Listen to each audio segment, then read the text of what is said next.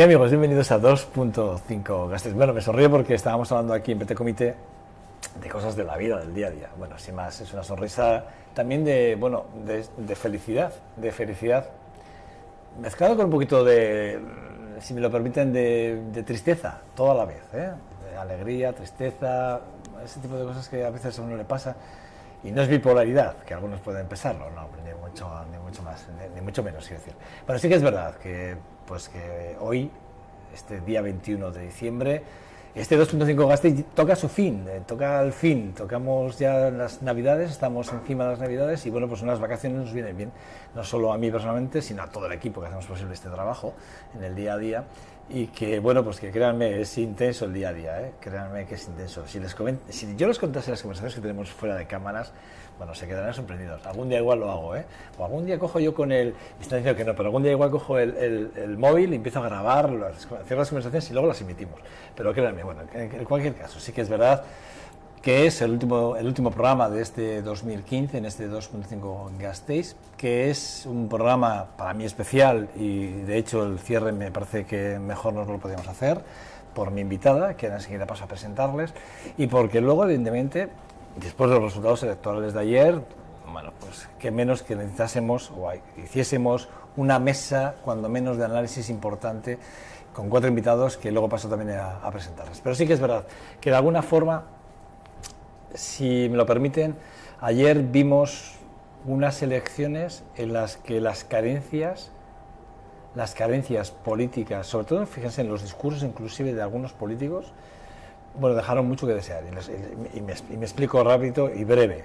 Sí que es verdad que ayer, cuando muchos de los políticos líderes que confrontaban de alguna forma en esas elecciones, en las elecciones de ayer, en las elecciones al Estado español, sí que es verdad que nos dábamos cuenta, nos fijábamos cómo, en vez de hablar de lo que habían hecho ellos, bien o mal, con respecto a conseguir menos creencias o credibilidad hacia el electorado, hablaban del de al lado.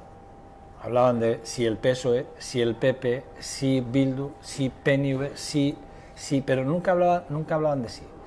Y eso, cuando eso lo hace uno, es porque realmente lo que le da miedo es hablar realmente de lo mal que lo ha hecho él, o él, su equipo, o bien de marketing, de gestión, como quieran, o su propio liderazgo, o su forma de liderar.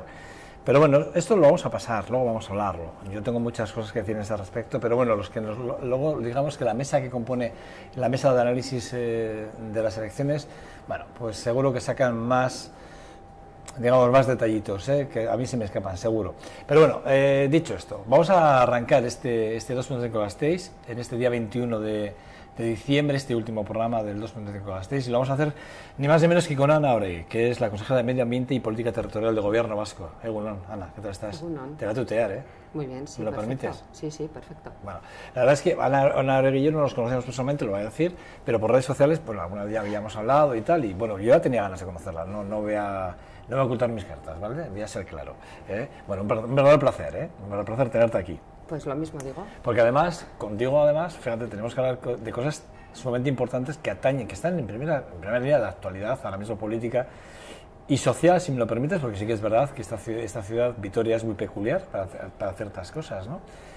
Porque fíjate, hablando de tranvía, todavía no quiero entrar en materia, pero hablando de tranvía, el otro día me acordaba yo de Maturana, del consejero Maturana, fíjate tú.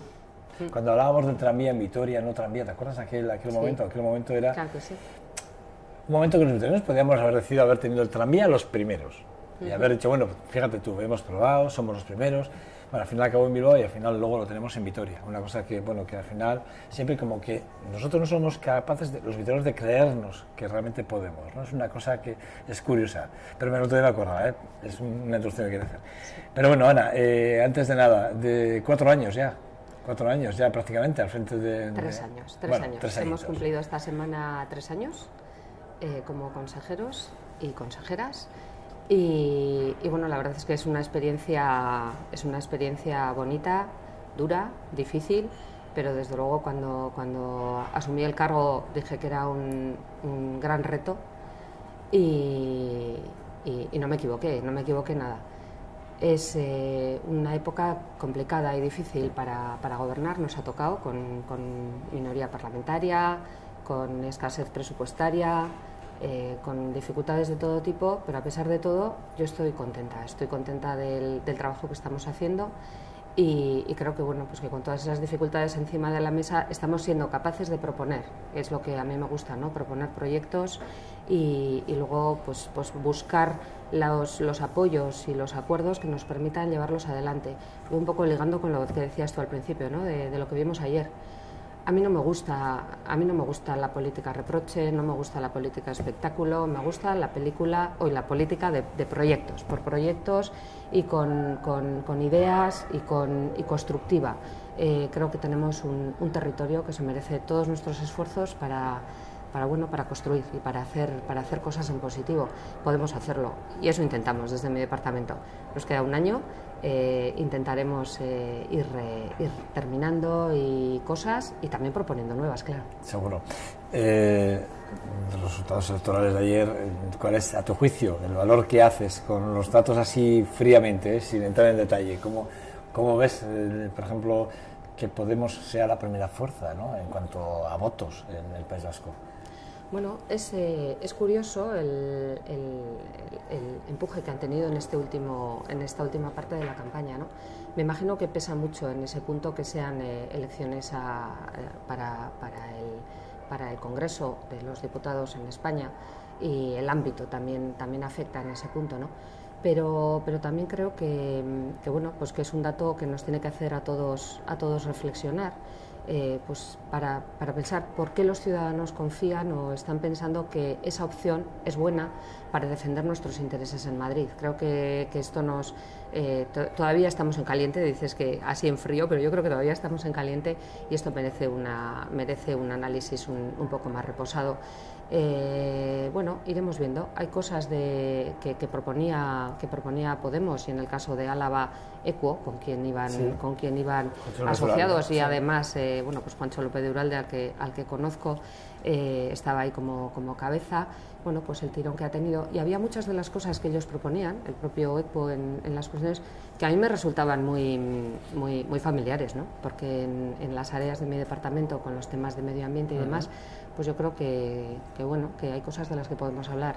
A mí me gusta hablar con todos y lo seguiré haciendo de esa manera. Entonces, bueno, veremos qué margen de colaboración también y de propuestas puede haber en ese campo. Bueno, a ver qué pasa, porque sí que es verdad que nosotros tenemos la campaña electoral, las autonómicas las tenemos justo a la vuelta de la esquina, y supongo que también esto jugará un papel importante a la hora de tomar decisiones, ¿no? Y bueno, será importante ver cuáles son los movimientos de unos y de otros, ¿eh? Vamos a lo que tú bien decías, hay mucho recorrido, hay que tomar los datos con mucha frialdad, hay que reposarlos, analizarlos y bueno, ver pros y contras en función de la transversal, de lo que es transversal, ¿no?, entre un partido y otro, o las formas de verlas, las políticas en este caso medioambientales o de transporte, Bueno, sí que es verdad que hablar de la noticia más importante de todas, aparte de que vamos a hablar de la cumbre de París, que ha sido una cumbre importante. Yo creo que un poco cerrado, a nivel internacional, un poco cerrado en falso. No acabamos de cerrar esos flecos, ¿no?, por los intereses de los grandes países, ¿no?, que tienen muchos intereses industriales, ¿no? Bueno, creo que se ha avanzado, pero creo que tenemos algún problema todavía. Pero antes de entrar ahí sí que me gustaría hablar de Vitoria, Álava. Creo que tenemos cosas muy importantes de las que hablar, ¿no? Y teniéndote aquí, no me lo perdonaría no hablar, por ejemplo, ni de Foronda o de Arasur, no me perdonaría no hablar, por ejemplo, del soterramiento, bendito soterramiento, ¿no?, tanto que está dando de hablar, y que ningún partido ha sido capaz de ponerlo en funcionamiento. Pero parece ser que ahora sí, ¿no, Ana? Bueno, nosotros venimos trabajando ya hace mucho tiempo con el Ministerio de Fomento, ¿no? También ahora tenemos que ver con las elecciones de ayer, pues cómo quedan las cosas y si nos cambian los interlocutores o no. Eso es también fundamental en este punto. Como decía, venimos trabajando desde hace mucho tiempo, y sabéis que lo que hemos defendido, yo personalmente y mi equipo, lo que hemos defendido es que dos cosas. Que una obra como la alta velocidad no puede terminar en falso, no puede terminar con unas entradas a las capitales, a las tres ciudades de Euskadi, que no sea de suficiente calidad. No puede ser un remate malo en falso. Eso por un lado, y por otra parte, esa entrada, además de ser una entrada digna, correcta y que nos permita poner en valor la ciudad, tiene que tener una conexión con el transporte urbano e interurbano, tiene que permitirnos la intermodalidad. Estamos empeñados en incrementar el uso del transporte público y esto liga directamente con medio ambiente, liga directamente con París. Para mí todo es la misma idea. El transporte es el sector cuyas emisiones de CO2 y de partículas y de otro tipo de emisiones ha seguido incrementándose a lo largo del tiempo, así como la industria ha ido poniendo medidas correctoras, o también en el sector energético vamos viendo cambios. El transporte no, en el transporte seguimos con un uso masivo del transporte individual, y eso quiere decir ligado al petróleo, a los derivados del petróleo y ligado a las emisiones. Y para corregir eso necesitamos un cambio de paradigma. Ese cambio de paradigma, la única posibilidad es el transporte público. El transporte público y los modos no motorizados. Pero no vale con proclamar que el transporte público es muy bueno y, oiga usted, úselo. No vale. A los ciudadanos lo que hay que hacer es ponérselo fácil. Tenemos que conseguir que el transporte público sea atractivo, sea eficiente, sea cómodo, sea asequible económicamente, tenga una forma de funcionar que nos lleve yo suelo decir, de puerta a puerta, porque no me vale que me lleve de Vitoria a Bilbao, si resulta que yo luego tengo que ir a un pueblo o tengo que ir a un barrio que está bastante lejos de la estación central, ¿no? Entonces, esas conexiones, esa intermodalidad, eso es lo que nos va a permitir que la gente haga suyo el transporte público, y esa es la apuesta. Por eso el empeño pero tan fuerte, ¿no? De no cerrar en falso y de conectarlo con el transporte público urbano en este caso. Y para eso, hace ya meses, yo creo que fue antes de las elecciones forales y locales, porque algunos se enfadó conmigo, planteamos que hay un punto, un lugar, un nodo que es la zona de las Trianas, que es muy interesante, porque ahí podemos conectar el tranvía, podemos tener una entrada a una estación del tren de alta velocidad, y ya entonces nosotros estábamos trabajando en la posibilidad de una estación soterrada en esa zona central, visto que el gobierno español había desechado, aunque no formalmente, pero sí de facto está desechando o relegando sine die la solución soterrada por Lacua. Esa es la que formalmente sigue aprobada, son 500 millones de euros, saben que no son capaces de llevarla a efecto en las actuales circunstancias, y entonces nos proponen una solución por el trazado actual, sin más que unas adaptaciones y manteniendo toda esa playa de vías y toda esa gran cicatriz urbana, ¿no? Pero además para esa entrada provisional nos plantean 180 y tantos millones, 186 creo que son millones de euros. Es mucho para una provisionalidad. Eso nos hace pensar que están pensando en que esa provisionalidad es definitiva. Y por eso nosotros empezamos a trabajar con nuestra ingeniería propia, con ETS, que tiene una gran calidad técnica y una gran capacidad técnica, y empezamos a trabajar en la posibilidad, vamos a ver si tenemos que entrar por ahí, vamos a ver si podemos hacerlo por fases, pero de una manera definitiva, y que todo lo que hagamos sea sumando, que nunca nada de lo que hagamos luego haya que desecharlo, no nos sirva, sino que la primera fase puede ser una parte que al final también va a servir y que ya nos permite, como decía yo el otro día, liberar 175.000 metros cuadrados, empezar a coser la ciudad y desde el primer momento conectar en ese nodo que digo de Trianas. Entonces, ya antes de las locales y forales nosotros ya estábamos trabajando con este esquema y lo estábamos proponiendo en el Ministerio. Hemos sido muy leales con el Ministerio y hemos estado trabajando de una manera discreta y compartiendo con ellos proyectos y planos, ¿no? Pero no así el Partido Popular, porque sí que es verdad, tú decías antes que alguno te criticó, fue por entonces el alcalde de Vitoria, Javier Maroto, quien criticó la ocurrencia, que os trató de ocurrentes. Pero sí que es verdad que fue un choque, pero ellos también estaban trabajando en esa provisionalidad sin que vosotros lo supieseis. Digo por la lealtad a la que vosotros sí que estaba claro que ante el gobierno de España fuisteis leales, pero no así Javier Maroto y el equipo de Javier Maroto, ¿no? Bueno, nosotros, yo siempre apelo a la lealtad institucional y el trabajo que nosotros desde el departamento, desde mi departamento, hemos venido haciendo con el Ministerio de Fomento y con el equipo de la ministra Ana Pastor. Ha sido constructivo, ha sido muy leal por las dos partes y hemos venido avanzando, no solamente en Vitoria, también en las otras capitales.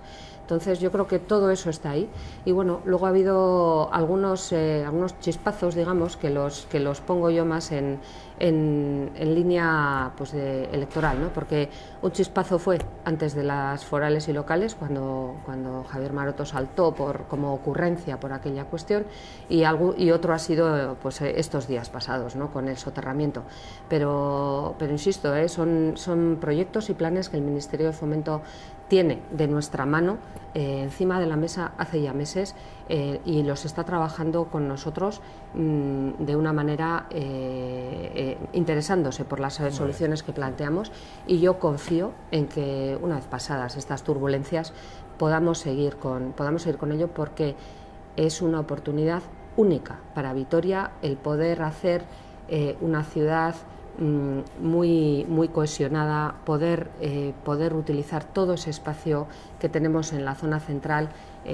Imaginemos los barrios del sur, ¿no? Los barrios de Adurza, San Cristóbal, Apropiariz, Navarra, todo eso unido, conectado con la parte más al norte de la ciudad, y con un gran corredor que nos permitiría la conexión este-oeste, que siempre estamos hablando de ella. Sí, es el debate. La conexión, otros tipos de transportes también en esa zona.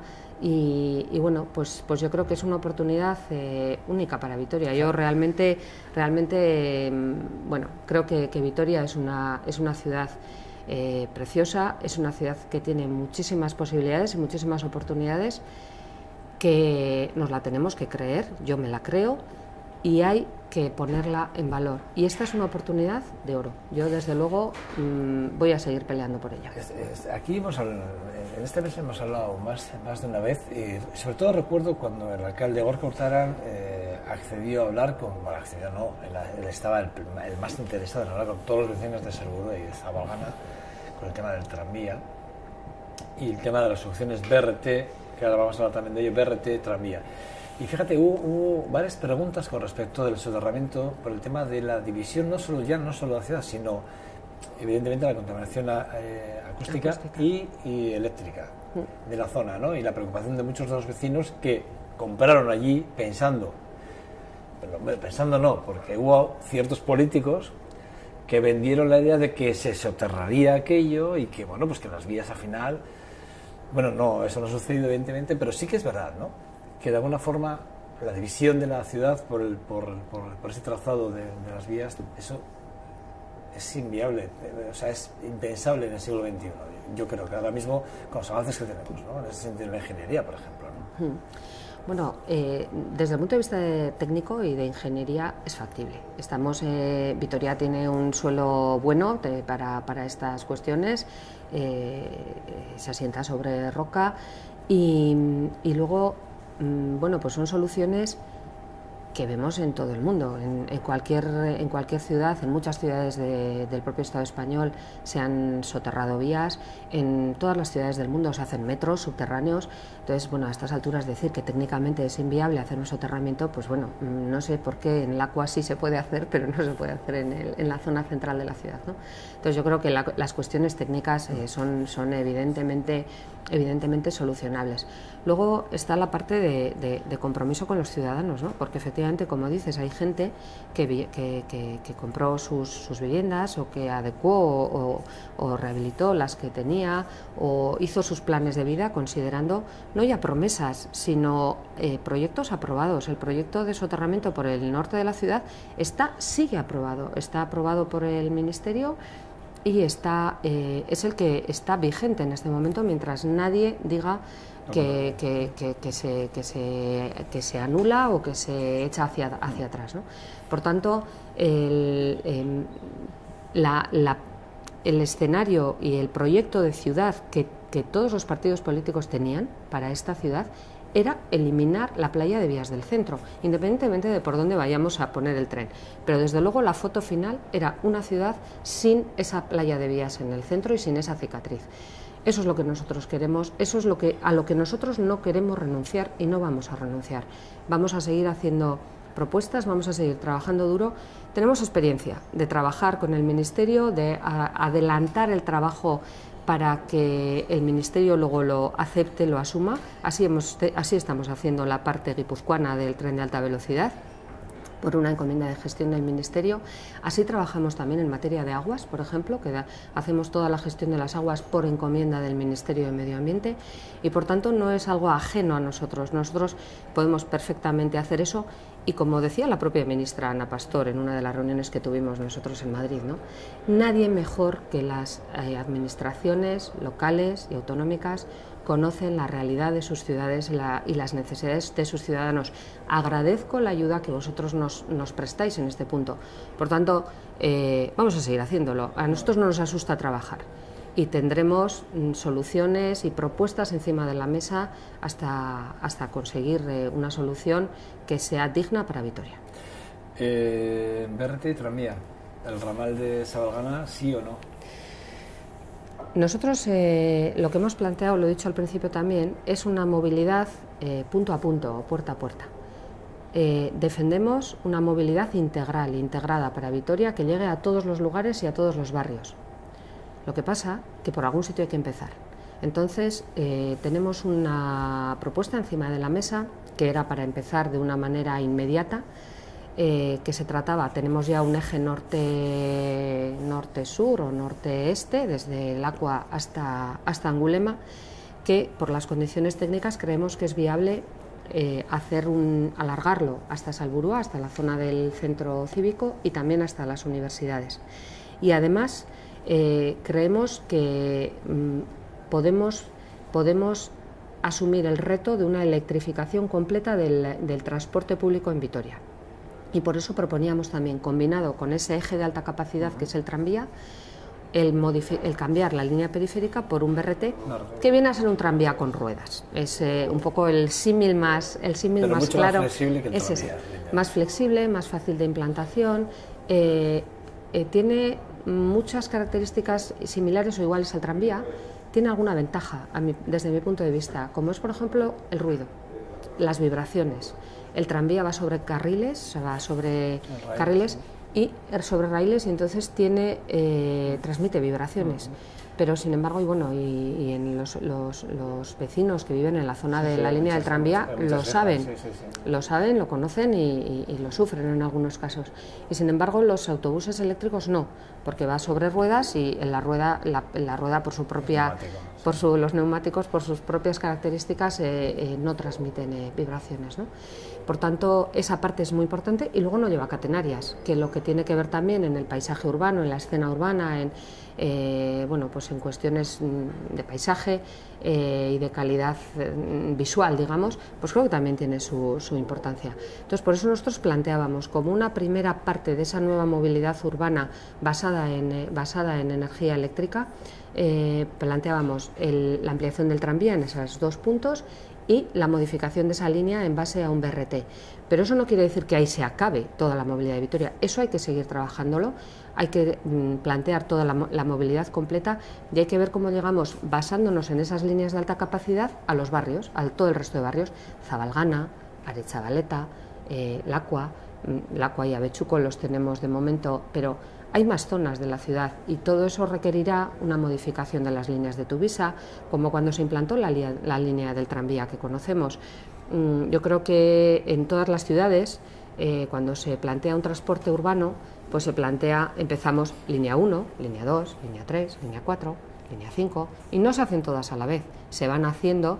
Hace ya muchos años que estuve en París y me acuerdo que en aquella época, la primera vez, se acababa de estrenar la línea 19, recuerdo que era, y bueno, pues después de un montón de años, pues estaban en la 19, pues ahora ya estarán en la 25. Y así funcionan las ciudades, van evolucionando, van adaptándose, y creo que el caso de Vitoria también es ese. Por supuesto que hay que llegar a Zabalgana con un transporte urbano de calidad y que garantice que todos los ciudadanos tengan a 5 minutos de su casa una conexión en transporte público eficiente y fácil y además cómoda para todos ellos. Pero tenemos que ir haciendo por partes. ¿Para cuándo más o menos tendríamos completado el mapa? Digamos, no iba a hablar de la movilidad porque es muy extenso y supongo que ahí estamos hablando de años, pero ¿para cuándo se prevé que más o menos tendríamos el BERT implantado en Vitoria? Si se ponen de acuerdo las fuerzas políticas y no nos pasa como nos pasó en antaño. ¿Para cuándo más o menos tendríamos las primeras líneas funcionando de BERT en Vitoria? Nosotros tenemos, desde mi departamento, tenemos el compromiso con las instituciones de Vitoria y de Álava y con toda la ciudadanía de Vitoria, de empezar el año que viene a hacer los trabajos, los proyectos a lo largo de los primeros 6 meses de este año que va a empezar, 2016, inmediatamente sacar la licitación de esas ampliaciones del tranvía y del BRT y poder empezar las obras a final del año que viene. La implantación nos puede llevar unos 18 meses, con lo cual podemos estar hablando de 2018, 2019, que pudiéramos estar viendo esas primeras líneas de alta capacidad en marcha. Mientras hacemos eso no estamos parados, hay que seguir haciendo lo que comentaba, la modificación de la movilidad, del resto de la movilidad, teniendo en cuenta esas líneas de alta capacidad y cómo vamos llegando a todos los puntos de la ciudad.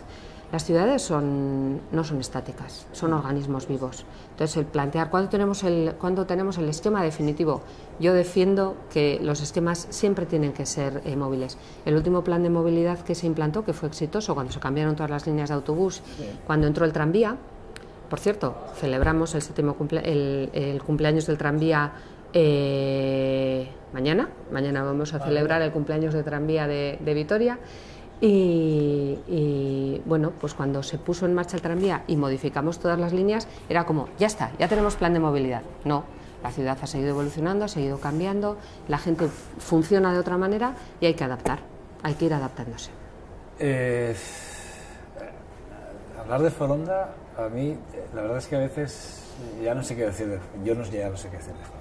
Aquí tuvimos, hace ya, en la primera temporada del 2005-2006, tuvimos al presidente al representante sindical del aeropuerto y la verdad, dijo verdades como puños. Una de ellas es que el aeropuerto de carga está muy bien, que tengamos mucha carga, está fenomenal, pero realmente lo que son recursos económicos pocos o escasos. O sea, que la carga no da dinero realmente al aeropuerto. Sí que es verdad que el H24 es importante, pero el otro día, por ejemplo, lo oía a Alfonso Alonso decir que, por ejemplo, que Bilbao no tenía el H24. Y sí que está funcionando con muchos vuelos, ¿no? Bueno, de hecho, es el aeropuerto del País Vasco es Bilbao, es Loio. Sí que es verdad que pensamos en meter o intentar llegar a acuerdos con empresas de bajo coste para intentar llenar un aeropuerto que no sé si es necesario o no llenarlo. Yo siempre pienso en la estrategia aeroportuaria del País Vasco. Yo no sé hasta qué punto sí o no del aeropuerto de Foronda, si nunca se ha hecho una apuesta por él, por qué ahora sí, por qué necesitamos ahora sí y antes no. Es una cosa que siempre me lo he preguntado, ¿no? Pero sí que es verdad es que en carga hemos ido creciendo, pero pasajeros decreciendo de forma constante y además, bueno, salvo algún vuelo excepcional, incluso ahora los vuelos cuando hay, digamos, un cierto problema climatológico que pueda afectar a un aterrizaje, ya no aterrizan de seguir en Vitoria, se van a Zaragoza, ¿no? ¿Qué vamos a hacer con Foronda? Ana, ¿qué podemos hacer con Foronda? Siendo uno de los mejores aeropuertos, sin lugar a dudas, de la zona norte de España. ¿Qué vamos a hacer con Foronda? Si no el mejor. Si no el mejor. Si no el mejor. Bueno, como sabéis, yo siempre he defendido la idea de un aeropuerto 3 terminales, pero tenemos un hándicap. Para llevar adelante las propuestas que desde el Gobierno vasco, desde las instituciones vascas en general estamos intentando hacer, que la gestión de los aeropuertos es de AENA, eso está claro. Los aeropuertos... ¿Según Alfonso Alonso no? Bueno. No te digo porque yo le critiqué muy duramente el otro día porque habló en Radio Vitoria y dijo que el problema de que no haya que en el aeropuerto de Foronda no hubiese vuelos era un problema no de AENA, sino de que el PNV en Bilbao tiene que concentrar todos los vuelos. Yo rápidamente le contesté, quiero decir que yo le contesté rápidamente, no me ha contestado, Le dije que eso era falta a la verdad, en tanto en cuanto quien gestiona la red aeroportuaria de este país es AENA, y es quien decide dónde van los nuevos vuelos. Está claro. O sea que, bueno, no sé qué intención tenía ahí el señor Alonso, pero bueno, quiero decir que es más un paréntesis, perdón. Sí, bueno, es claro y es evidente y es así, que la red de aeropuertos de España la gestiona AENA. Y en la agenda del Ministerio, que termina ahora su andadura, estaba el saneamiento de las cuentas de AENA. Ese era su objetivo, ese era su cuaderno de trabajo. Recibieron una situación complicada, con una deuda grande, y la señora ministra estaba, siempre que se le preguntaba al respecto, decía que su objetivo era ese. Y efectivamente, ese ha sido, no ha entrado a ninguna, no hemos conseguido desde aquí que nos entre a hablar de otro tipo de cosas, de un modelo aeroportuario diferente, de cuestiones que pudiéramos llevar. Eso es. Entonces, en este capítulo ese era su objetivo, ese era su cuaderno de viaje para estos 4 años y así lo ha llevado. Nosotros hemos hecho propuestas, hay un comité de coordinación aeroportuaria que se creó, que depende también del Ministerio, en el que nosotros tomamos parte y en el que nosotros hemos hecho propuestas, hemos hecho estudios, hemos hecho análisis, hemos hecho algunas cuestiones y lo hemos presentado allí. No hemos recibido ninguna respuesta al respecto. Y ahora empieza otro tiempo y podremos seguir planteando, y nosotros seguiremos planteando propuestas y trabajos en común, pero dependemos de ellos. Hay modelos que serían perfectamente utilizables si se quiere dejar que las instituciones vascas tengan algo que decir en los aeropuertos, más allá de propuestas en esos comités de coordinación. Por ejemplo, tenemos el caso de los puertos de interés general, de interés general de España, que en nuestro territorio vasco pues son 2, el de Pasaia y el de Bilbao. Bueno, pues en estos puertos, quien nombra, a pesar de que son puertos de interés general, son organismos autónomos de interés general del Estado, quien nombra a los presidentes es el Gobierno vasco. Bueno, pues esa es una manera de trabajar. Por ejemplo, podría ser también que nosotros llevásemos la gestión, aunque siguiesen siendo de titularidad del Estado, como he dicho que hacemos otras cosas también por encomiendas de gestión. Hay diferentes fórmulas, hay que querer. Lo que no vale es mantener todas las competencias y todas las capacidades de decisión en Madrid y después echar la culpa a las instituciones de aquí. Creo que eso no es muy limpio. Si yo en campaña a Gorka Hortara le oí además, y a Ramiro González también, les oí además decir hasta la saciedad que si las transferencias aeroportuarias las tuviésemos en el País Vasco, Foronda no estaba en esta situación. Sí, eso se lo he oído yo. Eso lo he oído y además hemos pedido esa transferencia, la hemos pedido hasta la saciedad. No hay manera, evidentemente no hay manera, pues porque estamos hablando de transferencias que al Estado le tocan, digamos, el bolsillo de forma muy importante, ¿no? No es otra cuestión, es verdad. Y mira, yo sí que sabía que la ministra Ana Pastor entró con la encomienda evidentemente de gestionar una deuda que venían arrastrando a AENA muy importante y que estaba claro que una de las partes más importantes era privatizar y por lo tanto, una vez que se privatiza, el empresario como tal lo que tiene que hacer es buscar la gestión de aquellos aeropuertos que te puedan dar dinero y no aquello que sea deficitario. Y para ellos Foronda es una carga importante, muy importante. Y mientras que nos den nos dejan, somos el aeropuerto de la carga más importante, que no está mal, que también, ¿por qué no? El caso es que sí que es verdad que es jugar un poco con la opinión política, social y sobre todo, quiero decir, a mí me da la sensación que se ríen realmente de los alaveses, esa es la sensación que me da, es la sensación que tengo. Bueno, nada, y hablar evidentemente, siguiendo con esta entrevista tan peculiar, que para mí es más una charla, y te lo agradezco además porque, bueno, se te ve cercana y es una cosa que a mí me apetece mucho cuando veo políticos, como en tu caso, ¿no? Como una consejera que lo eres, ¿no? Hablar de la cumbre de París. ¿Qué ha supuesto la cumbre de París ahora mismo para nosotros, para Euskadi o para el mundo en general? Pues yo creo que de verdad la cumbre de París ha sido un hito en la negociación climática mundial, en la alta política, ¿no? Nos jugábamos mucho en París y claro que se podía haber conseguido más. Hemos oído algunas críticas esta semana pasada sobre que podía haber sido más ambiciosa.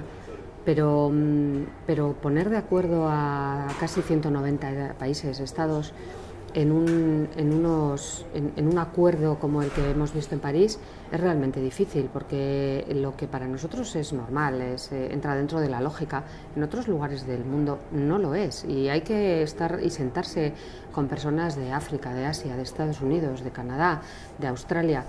Los parámetros son diferentes, el esquema es diferente, y que hayamos llegado a este acuerdo yo creo que es fundamental.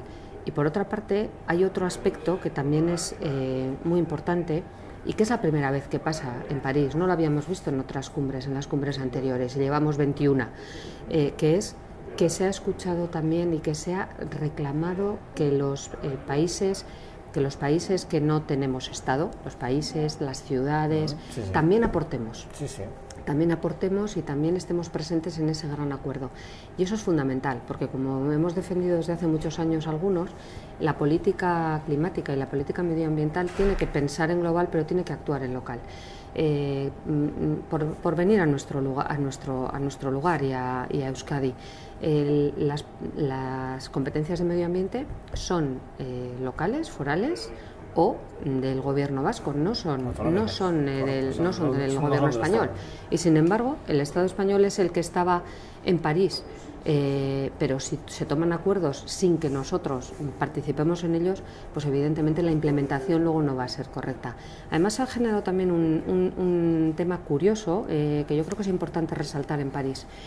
Los Estados miembros de la Unión Europea no han estado negociando como Estados miembros. Ha estado negociando la Unión Europea como representante de todos ellos. Por tanto, el papel que hemos jugado el gobierno de Euskadi, por ejemplo, o el gobierno español en la Cumbre de París han sido muy similares. Hemos estado aportando nuestros avances, nuestras propuestas, nuestros compromisos voluntarios en cada uno de nuestros ámbitos, pero realmente el que ha negociado por todos nosotros ha sido la Unión Europea.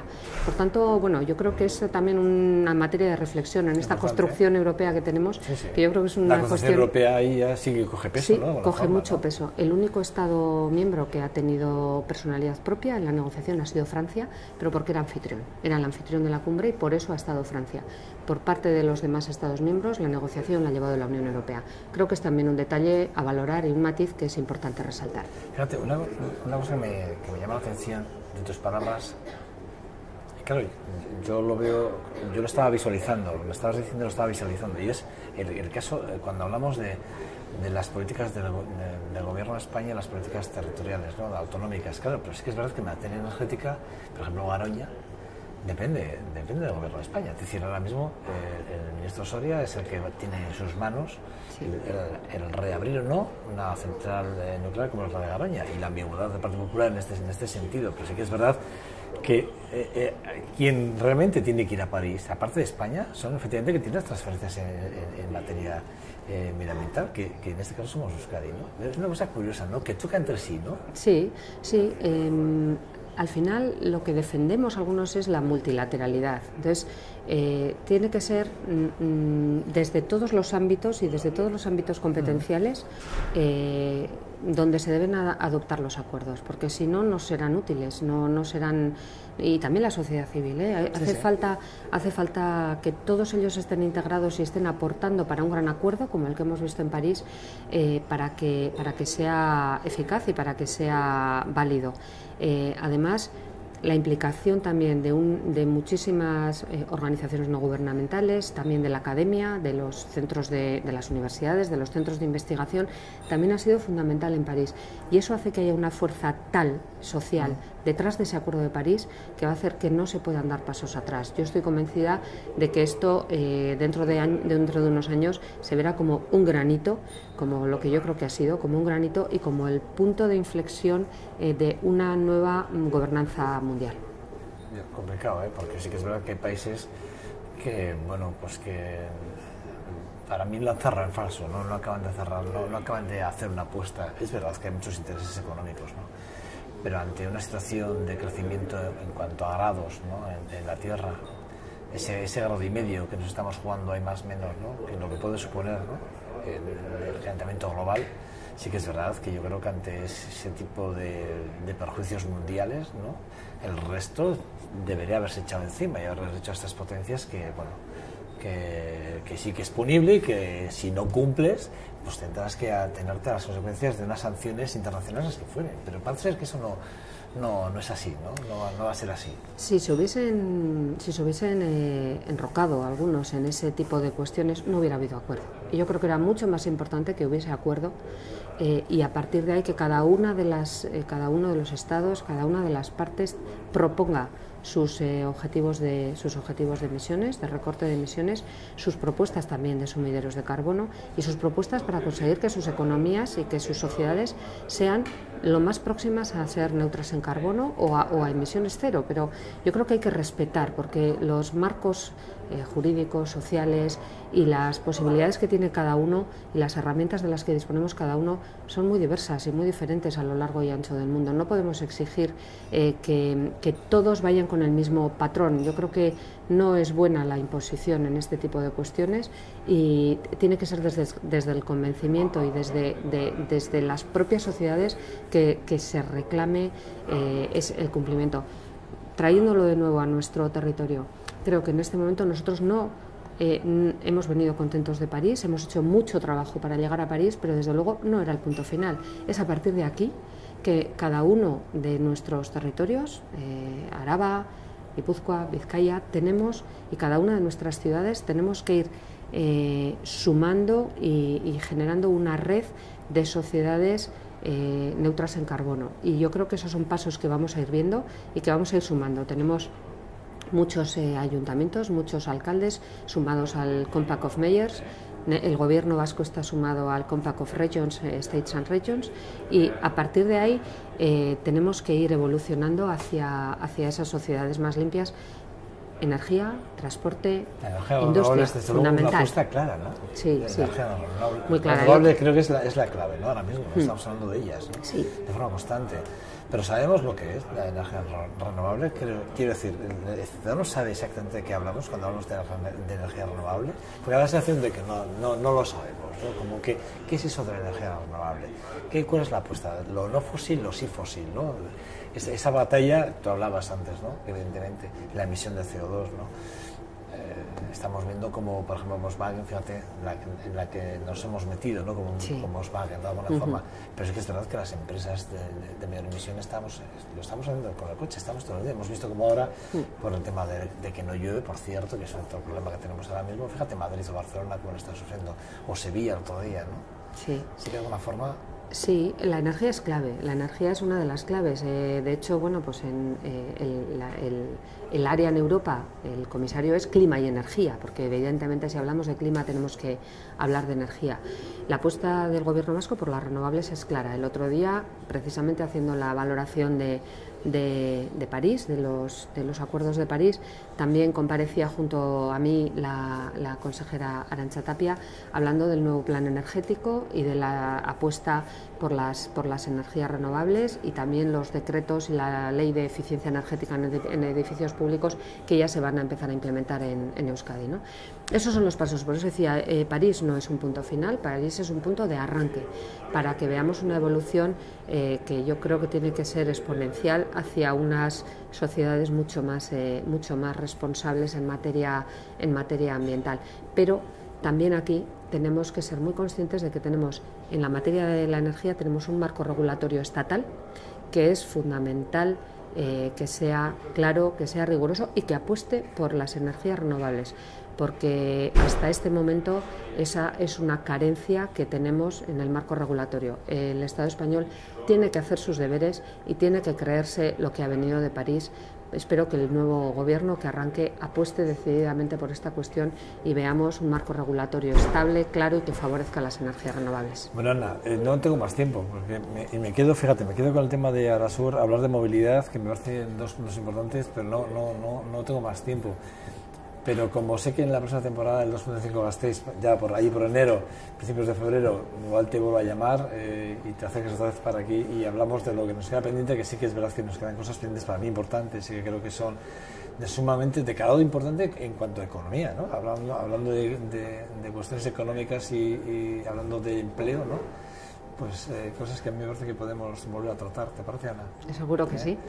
Desearte unas felices Navidades, ti y a tu familia, que lo paséis muy bien y que disfrutéis de estos días. No sé, cogeréis algún día de vacación o no.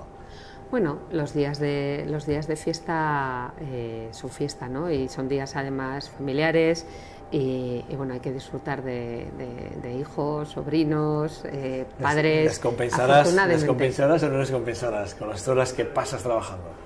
Bueno, yo creo que ahora tenemos unos días bonitos en familia y la verdad es que tengo la suerte de tener a toda mi familia conmigo en estos días y lo disfrutaré, seguro que sí. Ana Oregi, consejera de Medio Ambiente y Política Territorial de Gobierno Vasco. Eskerrik asko, Zuri. Es un gran placer, Cuídate, ¿vale?